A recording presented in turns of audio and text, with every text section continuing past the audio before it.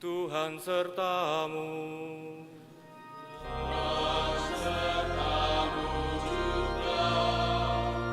Inilah Injil suci menurut Yohanes.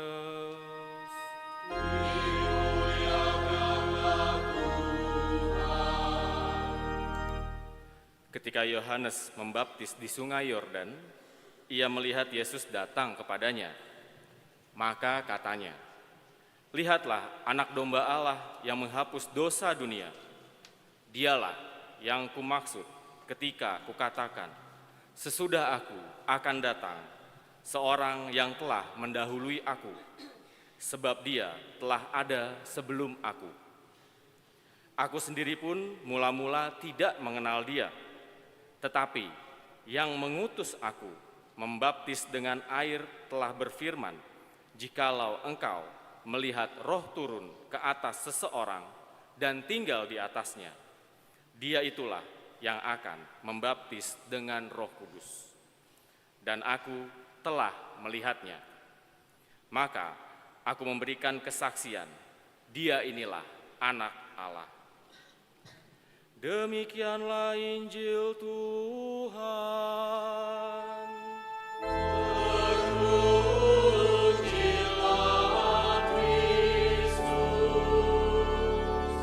Silahkan duduk.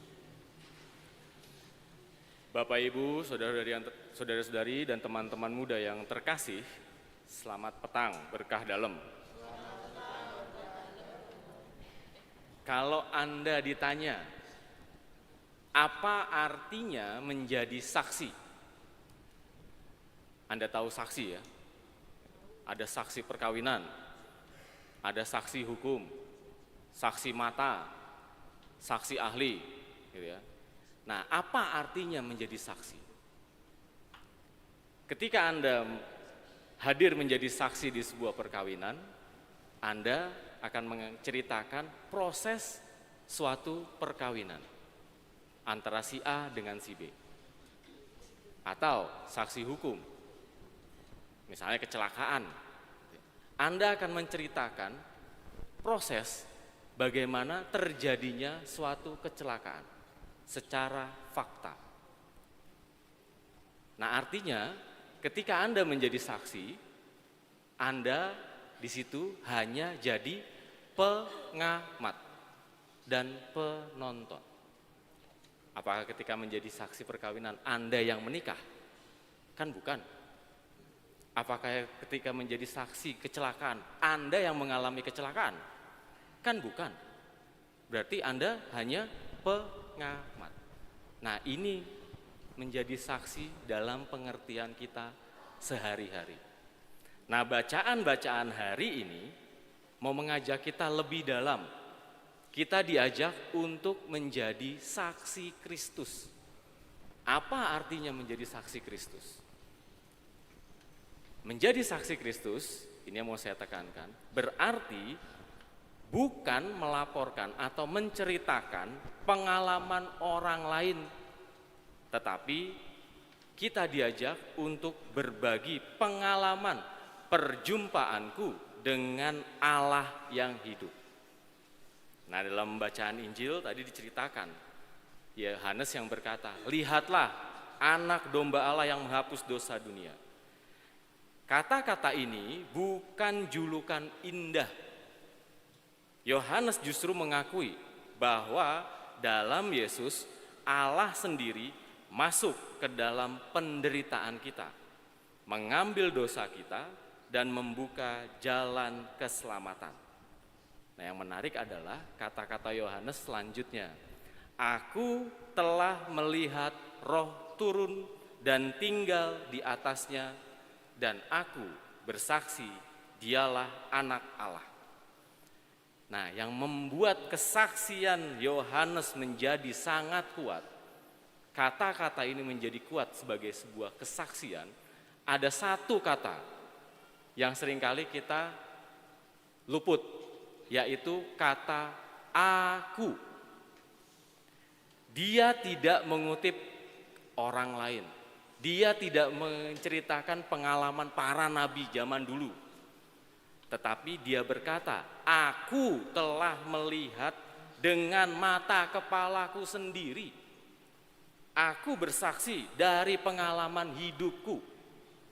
Dan ini bukan tentang ceramah teori keselamatan, melainkan cerita nyata bagaimana Yohanes sendiri merasa diselamatkan, diampuni, dibebaskan, dan berjumpa dengan Allah sendiri.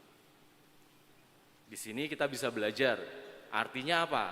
Yohanes tidak berdiri sebagai penonton. Yang dia ceritakan justru keterlibatannya.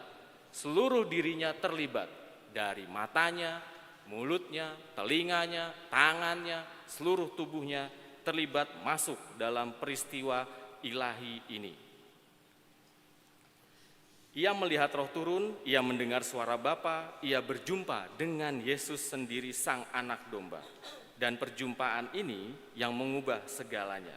Artinya, setelah perjumpaan, Yohanes tidak cuma diam, justru dia menceritakan pengalaman-pengalaman hidupnya. Nah, perjumpaan Yohanes ini bukan kebetulan, teman-teman.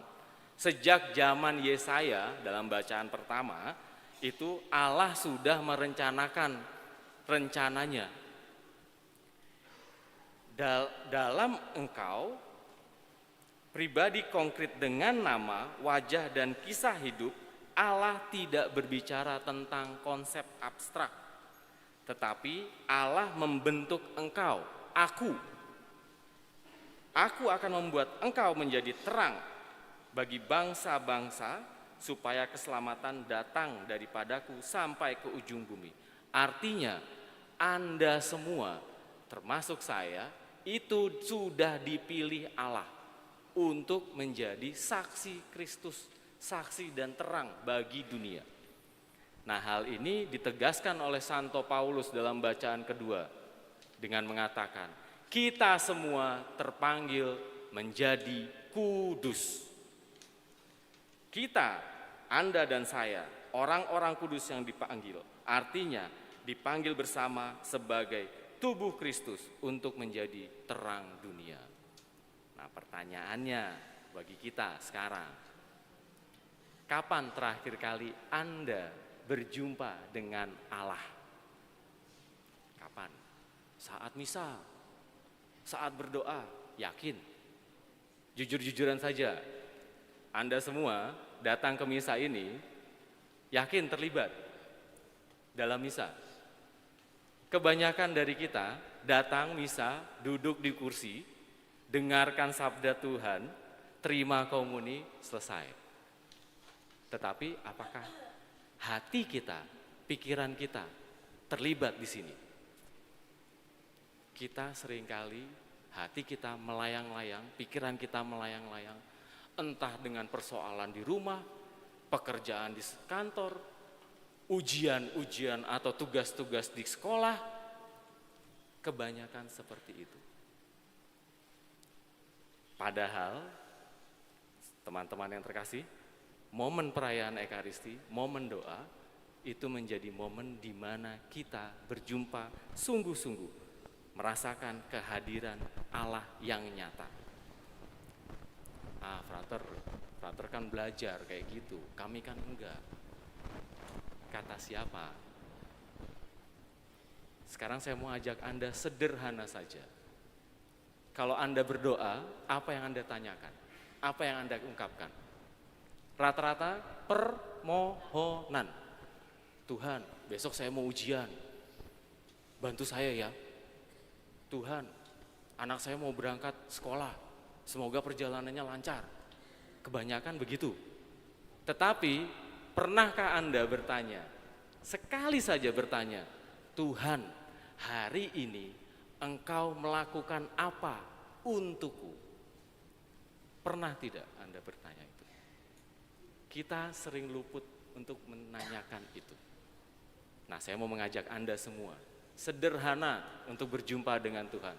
Sediakan waktu tidak usah lama, 15 menit sehari.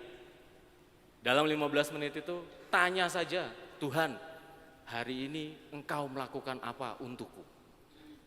Lalu ingat pengalaman-pengalaman, momen-momen sederhana dalam hari itu. Mungkin Tuhan hadir dalam senyum anak-anak Anda. Mungkin Tuhan hadir dalam konflik atau perdebatan di kantor yang kalau kita refleksikan mengajak kita belajar sabar. Mungkin Tuhan hadir dari perhatian pasangan kita yang menunjukkan bahwa aku dicintai. Momen sederhana itu.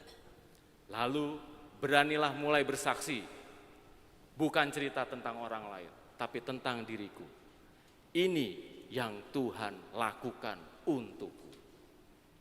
Dengan demikian, kita sungguh-sungguh menjadi saksi Kristus, terang dunia yang bukan menceritakan pengalaman orang lain, tetapi kita berbagi pengalaman kita agar terang Allah dilihat dan semakin menyala di tengah dunia ini. Maka mari kita mohon rahmat Tuhan agar kita dapat berkata dengan jujur seperti Yohanes Pembaptis, aku telah melihat, aku telah berjumpa, dan aku bersaksi, dialah anak Allah yang hadir dan bekerja dalam hidupku. Dengan demikian, seluruh hidup kita menjadi petunjuk bagi dunia ini bahwa Allah sungguh dekat, konkret, dan terlibat dalam setiap detail kehidupan kita. Amin. Kemuliaan kepada Bapa dan Putra dan Roh Kudus seperti pada permulaan sekarang